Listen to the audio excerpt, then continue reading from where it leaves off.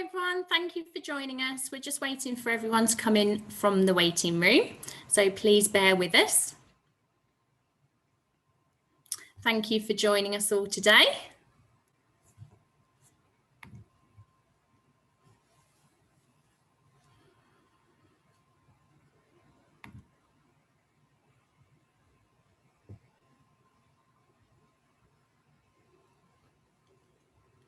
So for those of you who are just joining us from the waiting room, welcome. We are just waiting a few more minutes just for those latecomers to come in.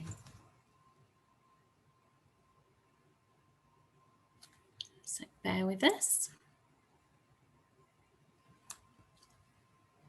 So you won't actually be able to unmute yourself, and we shouldn't necessarily have any cameras on as we are running this as a webinar. But we will go through all the information with you.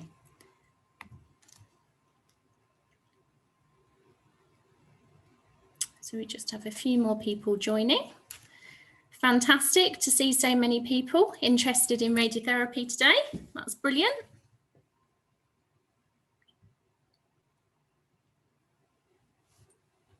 Okay. So I think we're going to get started. So welcome everyone to our presentation on World Cancer Day. It is an absolute pleasure to meet everyone. My name is Jo McNamara, and I'll talk to you a little bit about myself and my role as we progress. But it's absolutely amazing to have so many people join us today and be interested in working in healthcare, specifically with an interest in oncology, which is the medical terminology that we use for cancer, and also to have my two peers with me, Michelle and Hazel, who are absolute experts in their field and will give some really good insights into what we're doing today. So just to run through some housekeeping, obviously virtually this is very different to what we're used to. We are using Zoom, and we are using the polls to be able to kind of gauge some of your already knowledge that you may have. And it's also, we're going to use the chat function. So please do share your experiences, any reflections you may have, and also consider any questions that you might want to ask us. We want this to be nice and engaging, and we want to get as much out of this as we possibly can do. So please feel free to use the chat function. Obviously, with the chat function being live, we want to make sure that you are professional in what you are posting on there. So please consider your terminologies that you're using, no swearing. You'll also see as part of the housekeeping that we're considering the actual emotional response that some people might actually have. It is important that when we're talking about cancer, that we recognise that every 1 in 2 people will be affected, and as a result, friends and family may have had cancer. So please do make sure that you either talk to us after the presentation, or indeed seek out to get support from, say, Macmillan, Cancer Research UK, and some of the support resources that we'll share with you at the end, so that you do talk about your experiences and aren't affected emotionally by what we talk about. But we are very considerate as we go through. As I said previously, you can't unmute yourselves, and we won't expect you to have your cameras on. So we ask you to maintain that. I've seen someone who has already discovered the draw function. So indeed, if you can avoid drawing on the screen as well, that would definitely help us from that perspective. We don't want any really funny drawings on there that might sway what Michelle and Hazel and I go into as part of our talk. So a little bit more about me. So as I said, my name is Jo. I am a therapeutic radiographer. I am also a senior lecturer at Sheffield Hallam University. So I teach across all of the health and social care professions. I'm also currently working with Macmillan for 2 days a week as the National Therapeutic Radiographer Clinical Fellow. So that involves national work, trying to promote the profession of radiotherapy, and also look at ways in which therapeutic radiographers can diversify their role and actually work across the oncology pathway, supporting patients, whether that's within radiotherapy or within other areas of the pathway. I always knew I wanted to work in healthcare. I think I always had that kind of desire to, I might consider being a nurse or a doctor. And actually I was quite sporty. So I was adamant that I was going to be a physio. So I applied to university. I signed up to the physiotherapy course. I'd never been more excited in my life. And I started, and on the first day, I fainted in a lecture whilst having my shoulder manipulated by a fellow colleague. And I recognised there and then that this was not the profession for me. And I think that's one of the reasons that I am so passionate about promoting the role of therapeutic radiography, because I didn't know about it. I'd never heard about it. I thought I knew what I wanted to do. I thought I knew that physiotherapy was for me. And actually, I was really lucky that I literally bumped into a professor of radiotherapy at Sheffield Hallam University on campus. And she said, why don't you do radiotherapy and oncology? And I'm like, I don't know what that is. I just know I can't be a physio. And so actually from that perspective, it was amazing, because I went to the Royal Berkshire Radiotherapy Department. I spent probably 2 hours there. And in that time, I knew straight away that being a therapeutic radiographer was what I wanted to do. So hopefully this talk will help guide you and support you into making a decision, or at least learning about radiotherapy. It's so important on behalf of Michelle, Hazel and I, that people know what a therapeutic radiographer is and what they do and how they support cancer patients. So progressing through, I just want to go through a little bit of a typical oncology pathway, so a typical cancer patient's journey. So a patient typically might have symptoms of cancer, so they may find a lump or a bump, or they might have bleeding. And from that perspective, they will then seek support from their GP. Now, we do see that occasionally patients will go to their GP and they'll be treated for other conditions prior to being referred for diagnostic tests. And I think it's really important that we consider that actually, although cancer is very prevalent, so 1 in every 2 people will go on to develop cancer at some point in their lives, actually GPs on average actually refer patients for a diagnostic test, and only 8 of those patients go on to have cancer. So I think that gives us a bit of a perspective of how many GPs actually deal with oncology patients. So from that perspective, when we go to our GP, yes, they will always bear in mind that cancer might be a diagnosis, but they may also be thinking about other more typical pathologies as well. So once a GP thinks, actually, this could potentially be cancer, they would then send that patient off for a diagnostic test. And that diagnostic test is typically done by a diagnostic radiographer, and that could be a CT, a plain film chest X-ray, an ultrasound, depending on where the lump or the bump or the concern is. So that each diagnostic imaging modality is tailored very much towards that patient and potentially the cancer that they have. So once they've had that radiology report and they've ascertained that actually it could potentially be a cancer, what they then do is they then refer to get a biopsy. Okay, so that biopsy essentially will give us a histopathology that will allow us to look at the cells under a microscope and make sure that we know what type of cancer we are dealing with. And it seems really ironic, doesn't it, that if a lump was in the breast, that actually that would very much be a breast cancer. If you had a lump in the lungs, as you can see on that image there on the screen, you would imagine that that would definitely be a lung tumor. But actually the way that cancer works is potentially it could break off from where it originated and travel to other areas of the body. If that happens, it could develop into a tumour in other areas. So the histopathology is absolutely critical for us working within oncology so that we know the best treatment modality. Now, 70% of all cancer patients will go on to have surgery as part of their cancer pathway, and surgery is highly effective. However, not all patients are actually able to have surgery because they can't have a general anaesthetic. So sometimes we might seek other treatment modalities, or because of the type of cancer someone has, they may actually have surgery. They may also then have adjuvant treatments that complement that to eradicate the tumour as much as they possibly can do. So as you can see from the images that I've included a chemotherapy drug being administered there via IV. And I think chemotherapy is much more known about than radiotherapy, which again is quite frustrating for us because actually more patients have radiotherapy than they do chemotherapy. And chemotherapy is quite a toxic type of treatment for cancer patients. And so a lot of the side effects associated with chemotherapy sometimes get associated with radiotherapy as well. So they are very different types of treatment. Chemotherapy is administered usually via a drug, and that drug will circulate around the entire body. And that's why there are lots of side effects associated with chemotherapy drugs. Whereas radiotherapy is using radiation, and it is very localized to where that irradiation is. So from that perspective, you would maybe use a chemotherapy drug to treat a cancer patient where there could be cancer anywhere in the body, and radiotherapy where you know that there is a set tumor in a specific place that you know that you can target. Okay.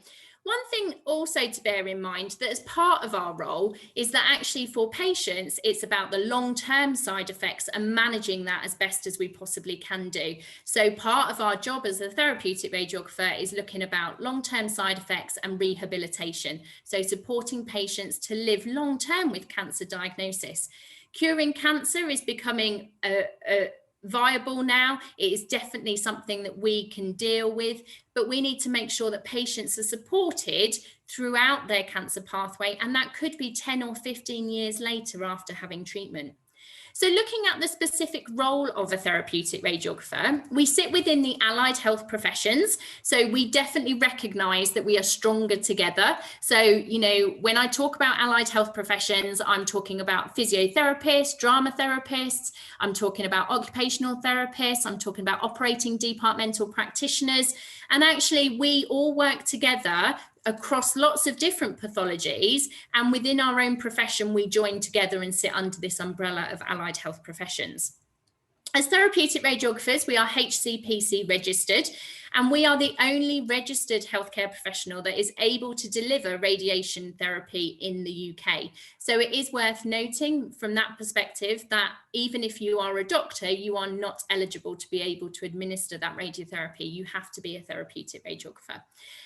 I think I'm definitely biased about how amazing the role of a therapeutic radiographer is, but it, for me, is very much around linking the caring and empathetic side of patient care alongside with the technology. And having those two aspects as part of our role is something that I think we definitely promote to people considering a career in radiotherapy. So it gives me great pleasure now to be able to hand over to Michelle. So Michelle, would you like to introduce yourself? Hi everyone. I'm Michelle. So I'm, like Joe, a therapeutic radiographer. I currently work at Guy's and St Thomas's Hospital as a radiotherapy practice educator. I also, 2 days of the week, do what we call a repair fellow. So it's a project specifically looking at kind of enhancing the student experience. And this is obviously for Health Education England. So I'll just tell you a bit about my career path. So I always knew I wanted to do a job that helped people in some way, but obviously there's lots of different healthcare professions out there. So through work experience, I was kind of adamant, like Joe, that I wanted to be a physio because obviously that was the profession that you'd always heard of. But I also looked at occupational therapy, midwifery, and then I come across radiography, but obviously you've got therapeutic and both diagnostic. So to begin with, I think it was me leaning towards diagnostic, but I spent a day in general X-ray and thought, actually, the therapeutic side is more tailored to me. I saw the rapport that the staff had built with patients, because you get to see them over 2 weeks or 3 weeks, depending on how many treatments they're having. And I could just really see myself being a therapeutic radiographer. So that was the path that I took. So I completed a 3-year degree in therapeutic radiography and graduated in 2013. It was quite lucky. I got my first post in the department that I trained in Southampton. So it was quite an easy transition from a student to a band 5, just because I'd already been familiar with their protocols, obviously knew the staff as well. So for your first job, it was quite a nice transition in that sense. I then, just under 2 years, got my senior radiography position. So obviously that comes with more responsibilities. And then I went on to be the intraoperative lead for this particular department. I think surgery was another area that was always of interest of mine. And being able to be a part of that as a radiographer, I leapt at the challenge.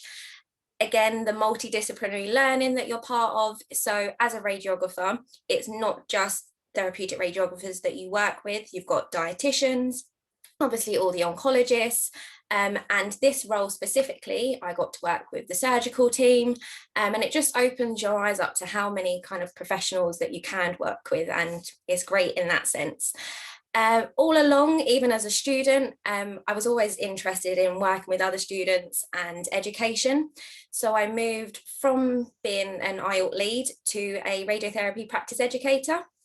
So in this role, I have a kind of nice 50-50 split, so I can work clinically still, so I can keep my skills up in that sense, but I also am able to provide that support to the students. And I think where I only graduated in 2013 as well, you can really relate with them, and just say, I'm here for whatever you need, big or small question, and it's just been great in that sense. So I really, really enjoy it. So just to highlight that even though you graduate as a therapeutic radiographer, there's so many different avenues you can go down. So you're not always, as you say, just a therapeutic radiographer. You can specialize in an area of interest, and there's just lots of opportunities in that sense as well.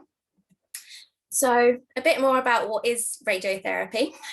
So it's, as Jo said, radiation that's treated to mainly treat cancer, but we also can treat skin conditions as well. And as Jo said, delivered by therapeutic radiographers. So you might see on Holby City and things like that, that the doctors deliver it, but commonly it's delivered by us. So it's delivered by what we call a linear accelerator. So in some literature, you might hear the term LINAC, so that's the shortened version. And a linear accelerator will deliver high energy X-rays or electrons. And as Jo said, it will conform to the actual tumour, and we can spare, or we don't obviously want to treat the healthy tissue around it. So it's just the tumour itself that we're focusing on. So it's very localised in that sense. So a bit of history for you. So radiography was discovered by someone called Wilhelm Röntgen in 1895. The image you can see on the screen was the first X-ray that he had taken of his wife's hand, and you can see a bit of a wedding ring there as well. And then, as you can kind of see from the pictures, the machine itself has developed as well over the time. So 1953 was the first radiotherapy treatment that was delivered for a patient. And then over time, the way we've just delivered the treatment is always developing. So you can see on the image in the middle, you've got what we call lead fingers, or MLCs, so multi-leaf collimators, that allow us to conform to the tumour. So as we were saying, we only want to treat the area of concern, and we want to make sure we shield the area around it as much as possible. The image on the bottom as well next to it, you can also see is what we call a radiotherapy treatment plan. So again, you've got lots of different fields coming from different angles to make sure we're only treating the area that we want to treat. The way we deliver radiotherapy as well, as I said, is always evolving. So although the principles are the same, the technology is very advanced now. So there's lots of different machines that we've got that can still deliver radiotherapy. And as I said, same principles, but just in a slightly different way. So we've got an MRI LINAC, we've got CyberKnife, Gamma Knife, and we've got proton therapy as well, which Hazel's going to probably speak a bit more about for you.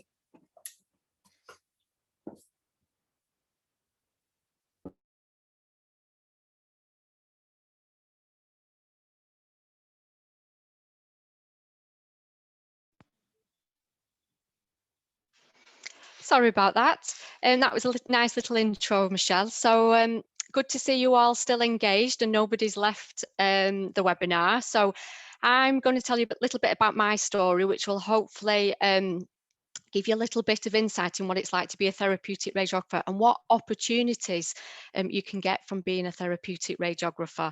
So I went and graduated a little bit before Michelle in 1995, and I went through what I would term a regular route. So I went straight from school, I did A-levels at college, I did biology, sociology and psychology, and then straight from college I went to university and did a Bachelor of Science in Therapeutic Radiographer or Radiotherapy and Oncology.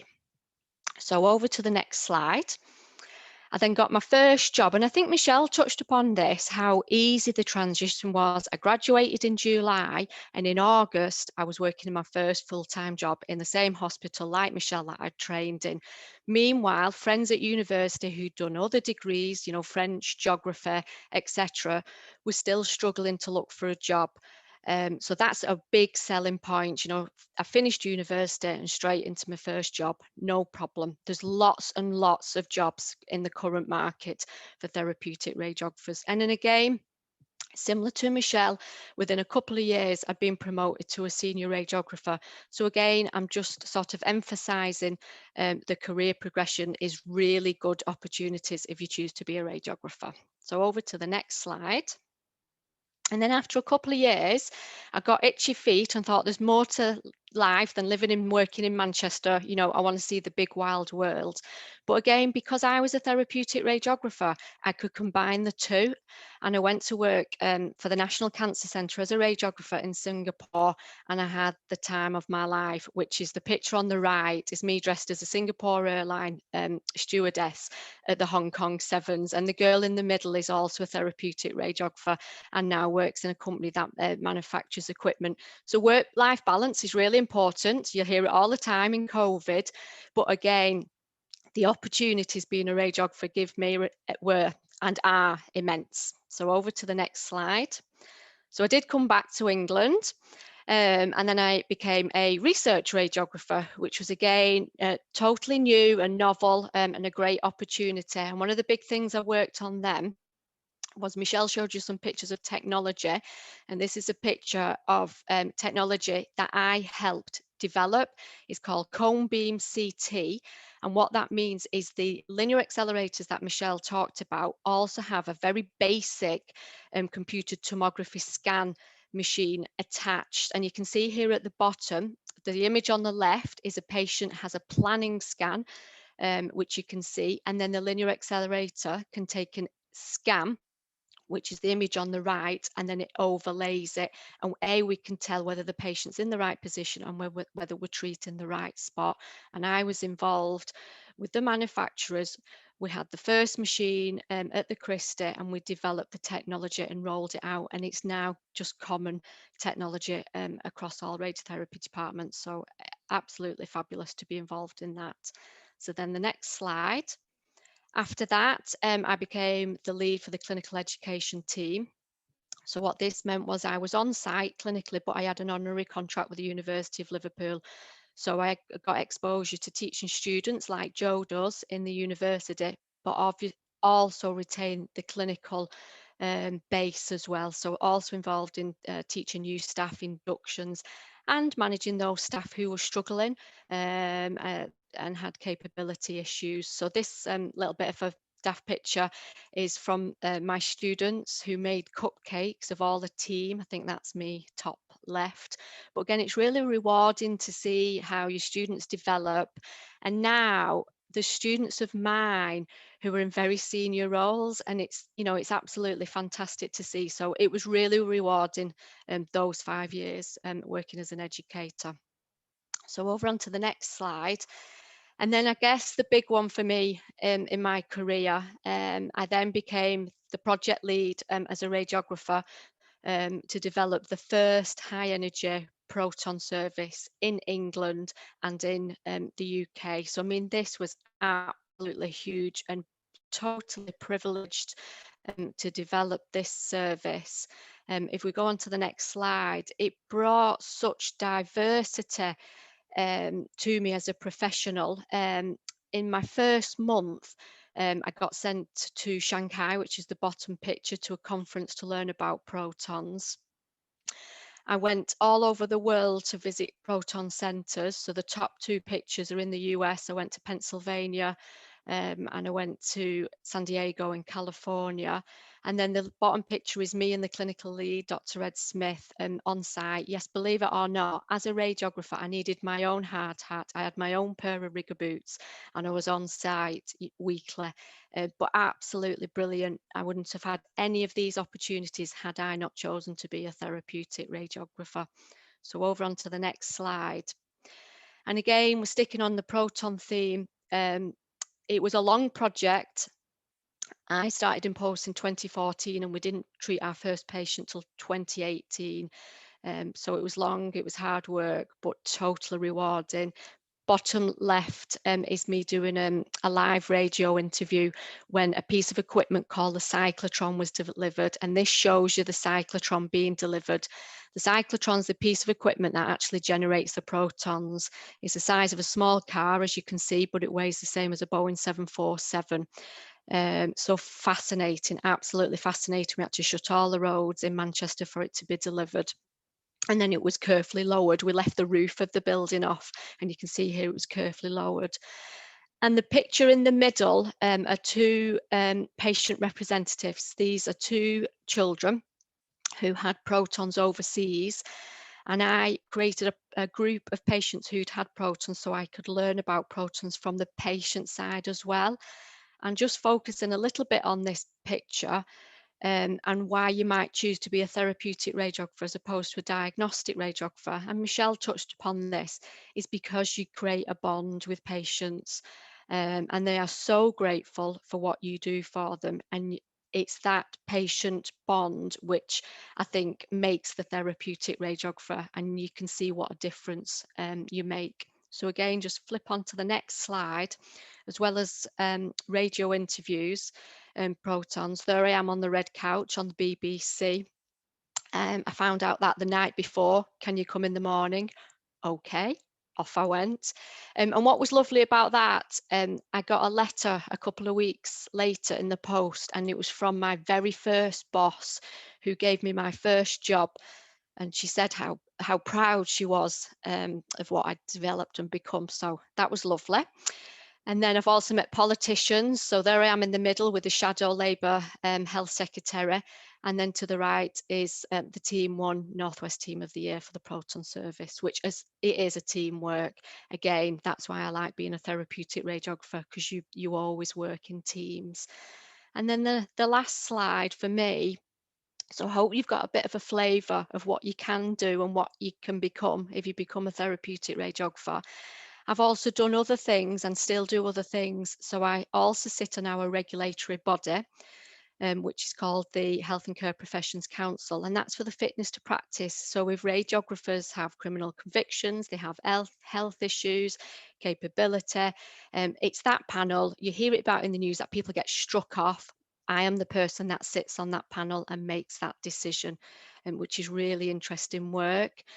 Something new I'm doing this year is being an inspector for the Care Quality Commission. So this means going into other hospitals and checking standards to make sure patient standards and care is maintained.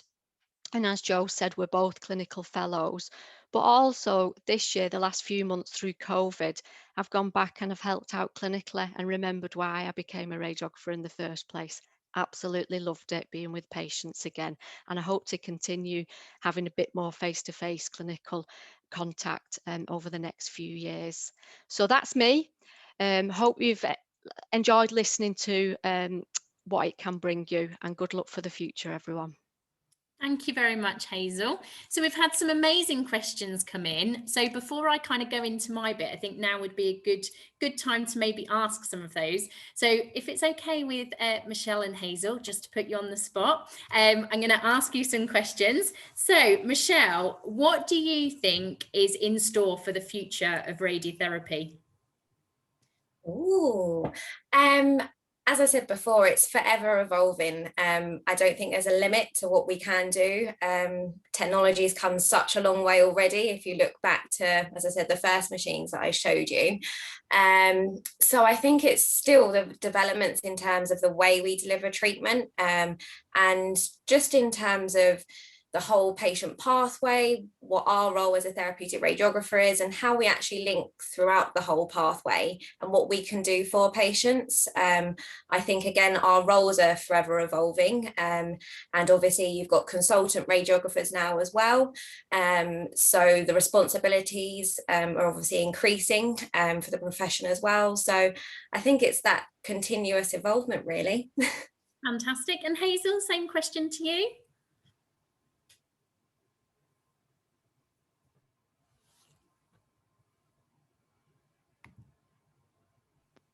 I should just stay unmuted because you have to do it. So same question to me. Yeah, I think there's going to be more diversity, and I've already seen that throughout my 25 plus years of being a radiographer. It's not just about being, as some people call us, button pushers.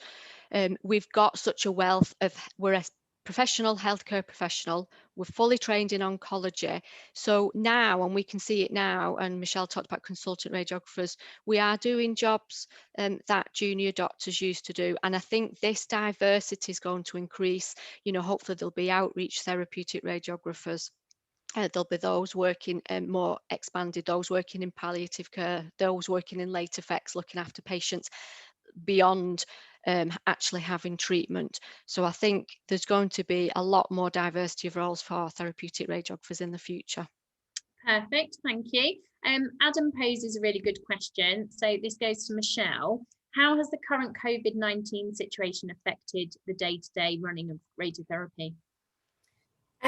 So in terms of the patients within the department, we are slightly quieter just because the amount of times that a patient would normally come in, we've actually reduced. So then obviously just thinking about their traveling, because treatment's normally delivered as an outpatient. So for example, a breast patient may have to come in 15 times before COVID. We've now reduced this to 5. So we're still obviously getting all of our students involved as well, because although obviously we do have COVID, they're still on their placement. So we're just making sure they're in full PPE, just like all the staff.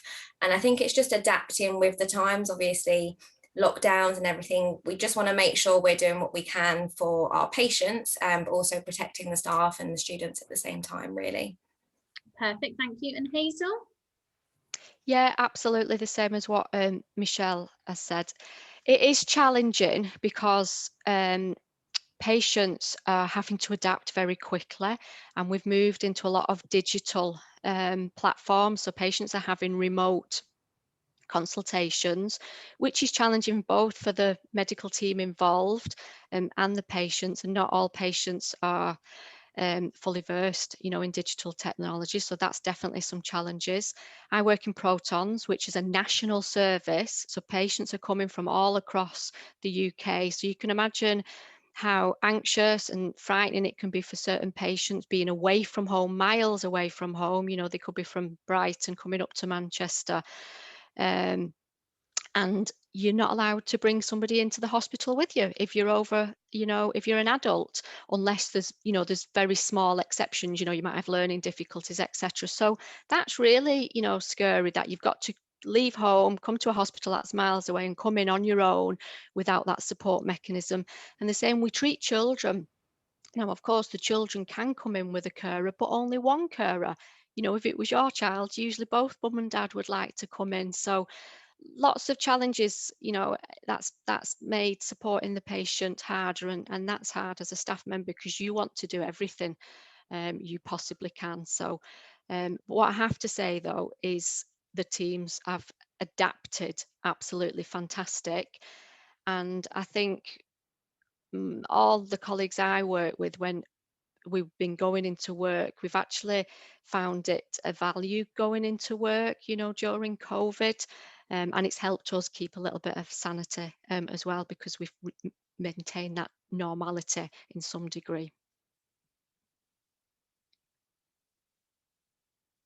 I'm going to move on now to how to become a therapeutic radiographer. So hopefully we've convinced you all that this is definitely the career for you.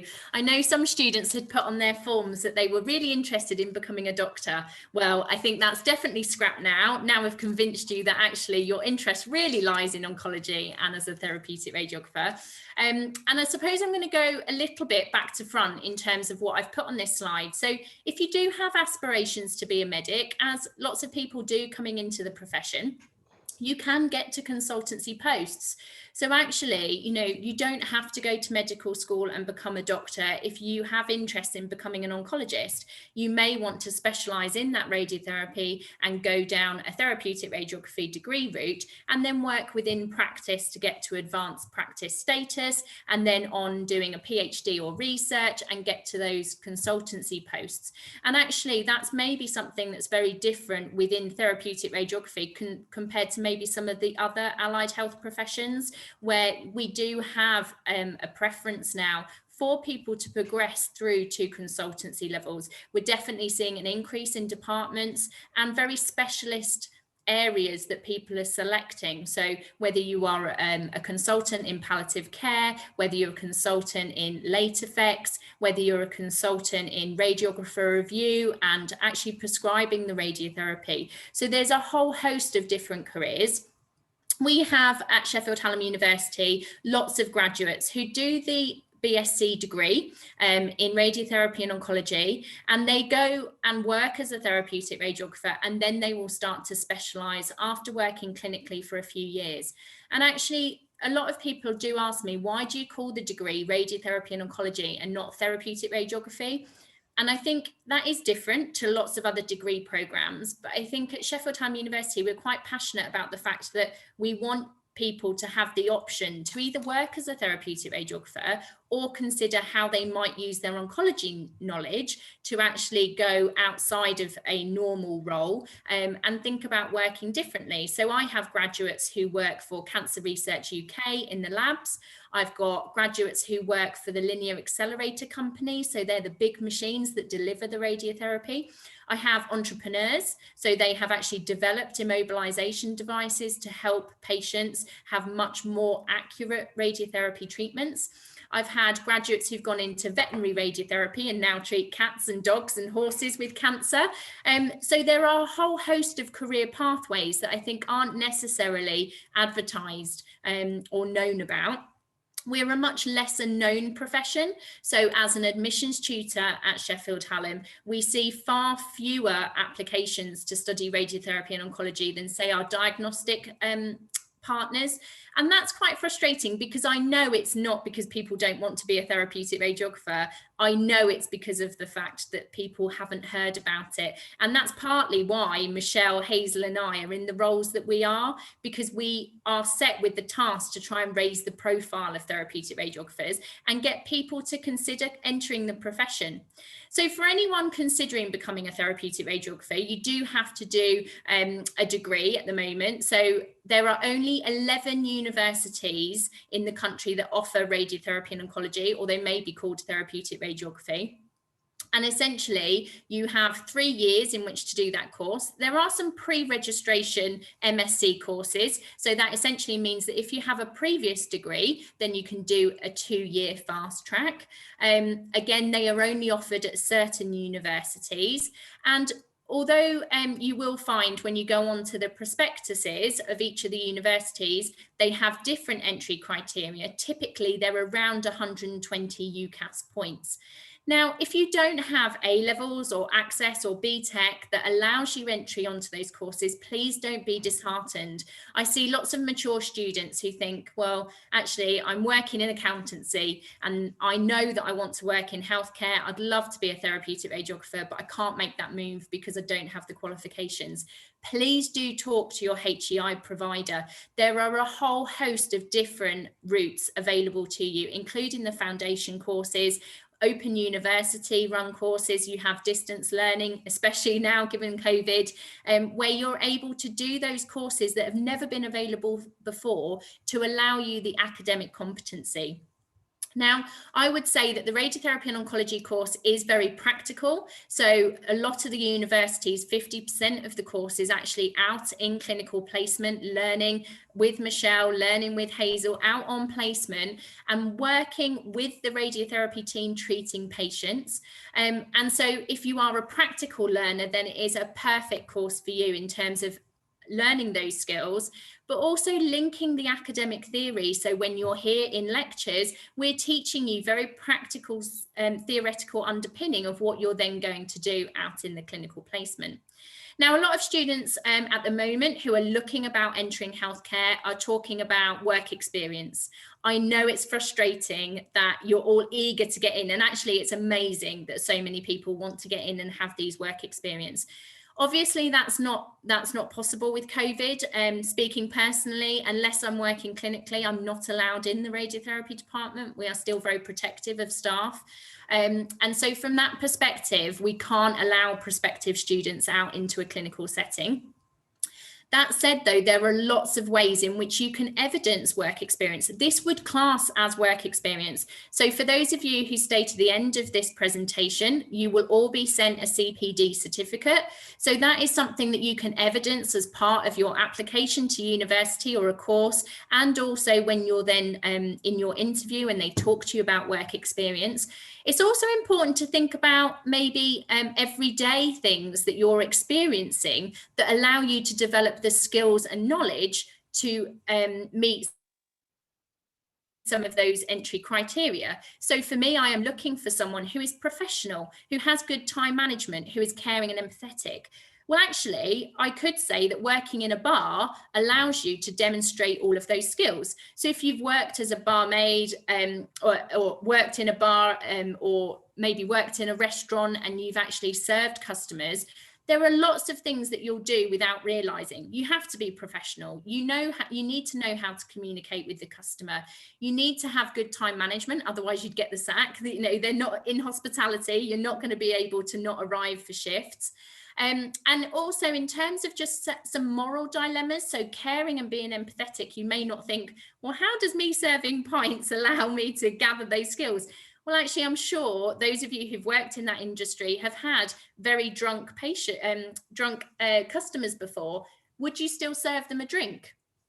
Morally, you probably wouldn't. So it's using some of those skills that you've learned from part-time work to actually then link into applying for university. And a lot of universities now offer lots of support in writing personal statements and also interview prep. So please do check out your local HEI to look at what they can specifically offer. Realistic expectations. Working in any healthcare career is hard work. I think especially given COVID, you'll all have seen as part of the media, there is a lot of pressure for anyone working within the NHS or as a healthcare professional, whether that's in the private practice as well. I think it's really important that you are committed and motivated. So speaking purely from Sheffield Hallam University's perspective, because we educate 32% of the workforce, we need to make sure that those students who are coming onto this course really do want to be a therapeutic radiographer and have realistic expectations. Because what we don't want is in 3 years' time then to decide that actually this isn't the pathway for me. And then we have a national workforce shortage. So we have a lot of responsibility for anyone doing admissions into the radiotherapy workforce. It's so important that you know what it is that you're going to be doing day to day. So, you know, I've had conversations with Hazel and Michelle, and when we were starting in the profession, we did not realize how many people we would see naked. You know, you have to expose your patients to be able to set them up for radiotherapy. So we see lots of breasts, we see vaginas, we see penises, and that can be quite shocking, especially for me as an 18-year-old coming from school into a clinical setting. So actually, it is really important that you consider that you will be exposed to that. It's also really important to think about how you'll deal with it emotionally. So I think one of the stereotypes is working within oncology is really depressing. I promise you, it is not a depressing job at all. I think it's really important that people don't have that perception. Actually, being in a radiotherapy department, I find quite an enthusiastic place. Everyone is very motivated. There's lots of peer support. So patients often make lifelong friends with people that are attending for radiotherapy treatment at the same time. And generally is a positive place to be. Now, you will have patients that you build a deep rapport with and that actually do affect you emotionally. And that is perfectly normal. That is part and parcel of being any health and social care practitioner. I always use the analogy that a lot of people think working as a midwife would be really joyous. I'm bringing newborn babies into the world. What could be better? Actually, I know that if I had a pregnant mother who was going in to deliver a baby and she had drug addiction issues, and I knew that social services were involved and that baby, once delivered, was being taken away, I personally would find that very, very challenging. So I think any health and social care career has those points where it is emotionally challenging. And I think only you yourself will know whether or not you're equipped. That being said, we do teach emotional resilience. So as part of the degree courses, wherever you might be, we do ensure that our students start to develop that. And we're not expecting everyone to become emotionally resilient. It definitely develops with time. I think it's also important to think about actually working. So geographically, radiotherapy departments are quite remote. So it's not like working in nursing where you could potentially work in lots of different areas or scenarios. So you could work in a GP's practice, you could work in most hospitals, and you get almost your choice of where to work geographically. Because radiotherapy is so specialist and the equipment is so expensive, so a linear accelerator costs about £1.6 million. So as a result of that, we couldn't have a linear accelerator in every single hospital. It's also so specialist that we couldn't have the team that help run that equipment in every single hospital. So that means that if you're entering into the profession, you have to be aware that you may not necessarily get a job in the radiotherapy department that is local to your home. And I think that is something that could potentially put people off coming into the profession. That being said, we do see a larger proportion of therapeutic radiographers progressing up the career pathway if they decide to move around geographically. And speaking personally, I moved around from Leicester to Weston Park, and then I worked in Canada for a bit. And actually that gave me a huge insight into variations of practice and also international practice. And it definitely helped develop me as a practitioner. Maybe a few years ago, we had radiotherapy services that were more like 9 to 5 and you got weekends off. That certainly has changed. So we have therapeutic radiographers now starting work at 7 a.m, working until 9, 10 o'clock at night. From a radiobiology perspective, cancer doesn't go to sleep on a weekend. We should be delivering radiotherapy services across the weekends.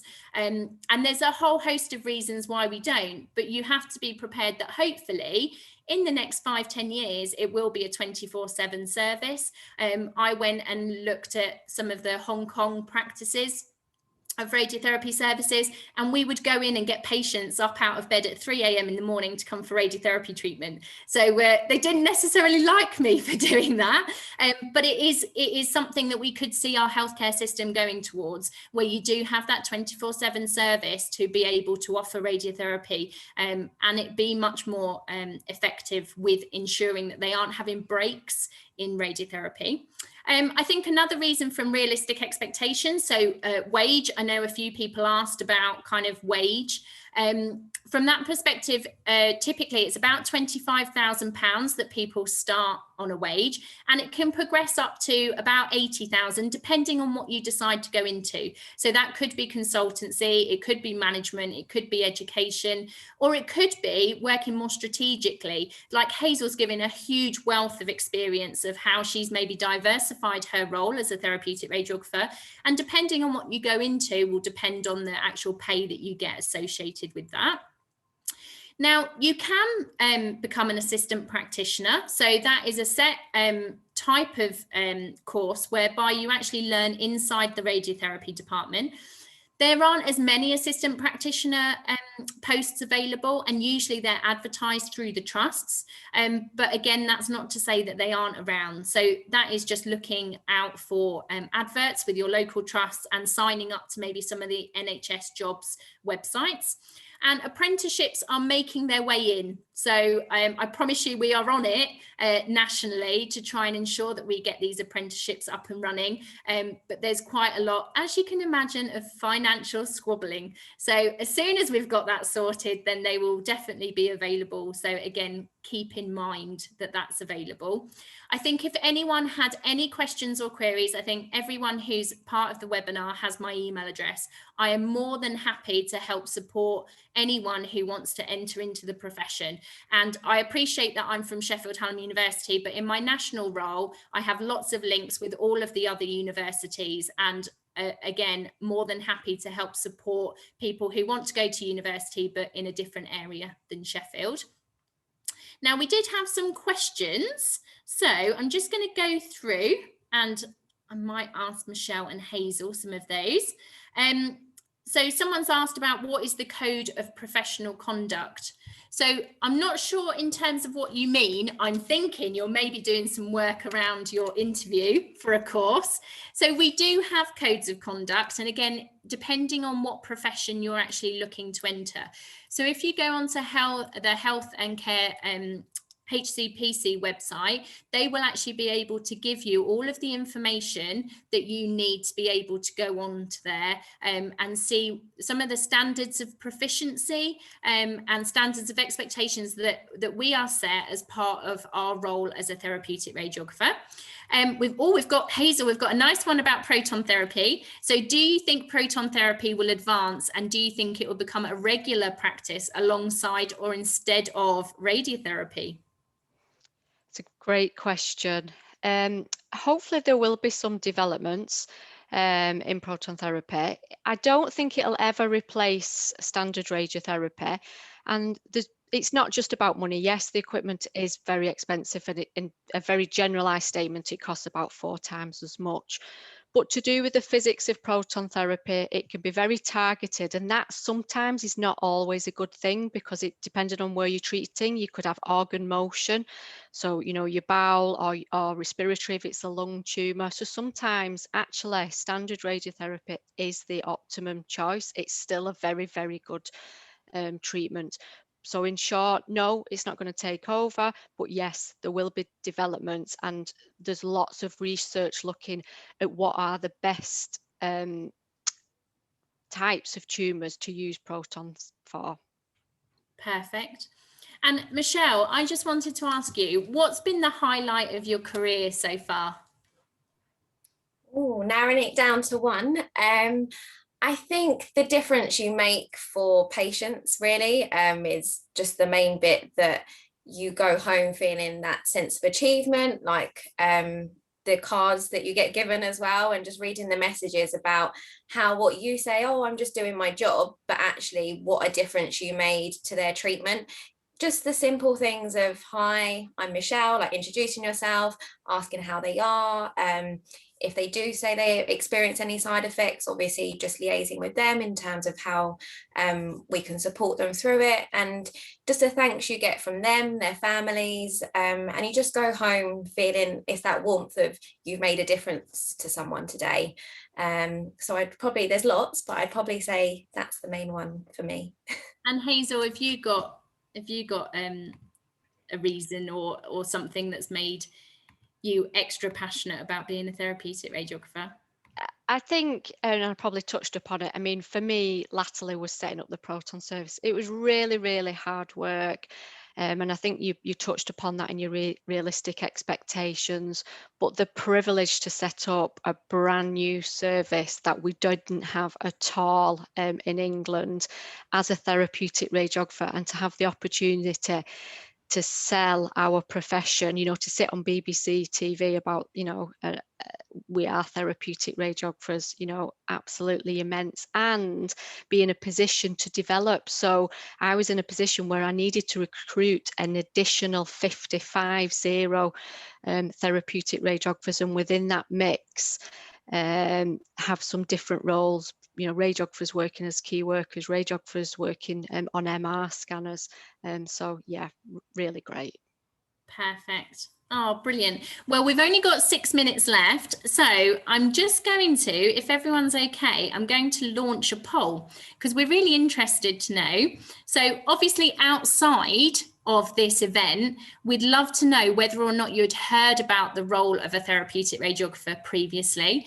And also, I'd really like to know whether or not you know already what a therapeutic radiographer was before the actual course talk.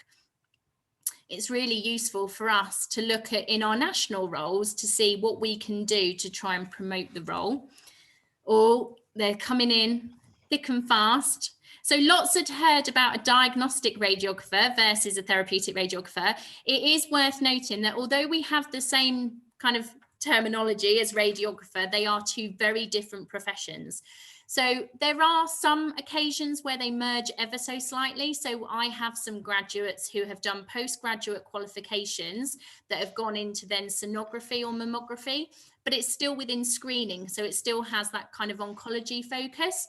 And we do have some diagnostic radiographers working now in radiotherapy departments where we have MRI linear accelerators. And because they're new to radiotherapy, they are helping to train therapeutic radiographers in not necessarily the image interpretation, but more about installing the service, making sure that we're using the equipment appropriately. So they are two very, very different professions.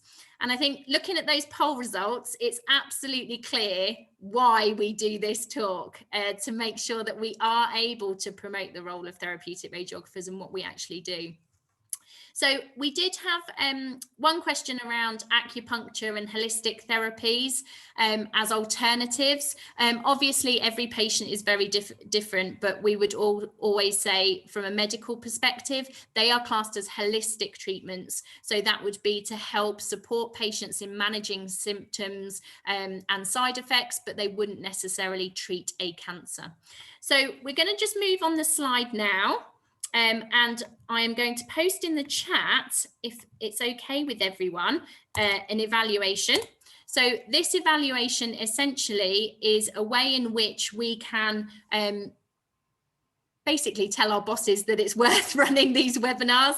Obviously, it takes time out of our diaries and time to organise, but we are all hugely passionate about doing that. Oh, someone's just told me they need permission, right? I'm glad. See, this is the power of the digital age, isn't it? Bear with me and I will make sure you all have permissions. So does anyone have any last questions whilst I do this? Please do feel free to post that in the chat function.